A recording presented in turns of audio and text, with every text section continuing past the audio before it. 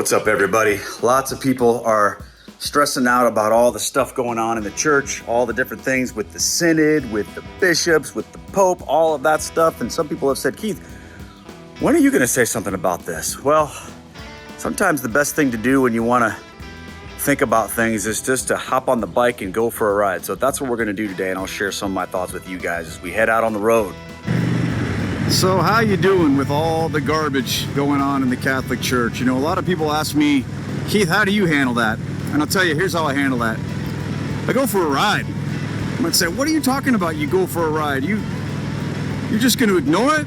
Well, yeah, some days I am, because here's the deal. I could be sitting in my house just on Twitter or YouTube or whatever, getting all worked up, riled up about something I can't do anything about anyway.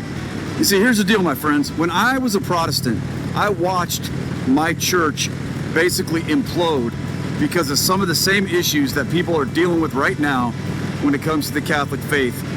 And I watched it fall apart. And that's what led me to Catholicism, because I didn't want to be part of a church anymore that could fail because of sinful human beings.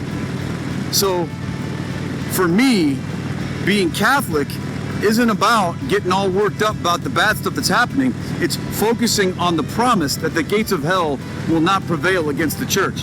Besides, I'm not an expert on all this stuff. I don't feel qualified to weigh in on it anyway, because I don't spend that much time focusing on it, getting all in the know on all the things with the Synod of Synods and what the Pope did this day and all the people that are mad about this and that. But the biggest reason why I don't get worked up about it is because I've seen Rocky IV.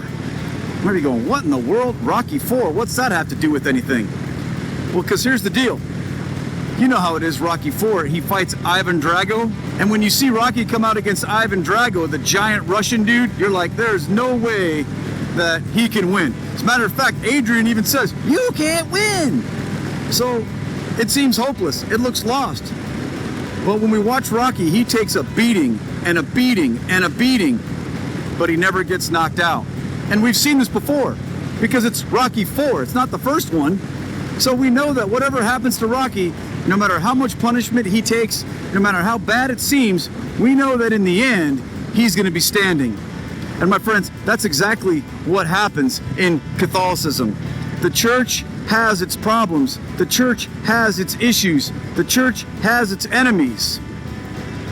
But what we know from the promise of Jesus Christ is that the gates of hell will not prevail against his church. So when you see Rocky taking those beatings, you know that the time is coming when he's going to start punching back. And I know a lot of us think, when is the church going to start punching back against this evil? When's it going to happen? You know, I don't know the answer to that question. I just know it's going to. And that's the reason why I can go for a ride instead of getting all worked up and freaking out and feeling like, oh, maybe I need to become Orthodox or Protestant or something like that. Nope.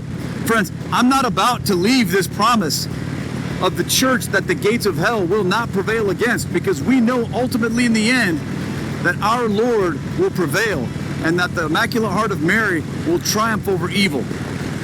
So that's why I can go for a ride, not get too worked up about it. What about you? What can you do? Friends, what we all can do is pray. We can work on our own holiness.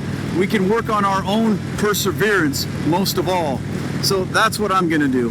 And I know that some people wish I would say more about that or whatever, but I'd rather just go for a ride.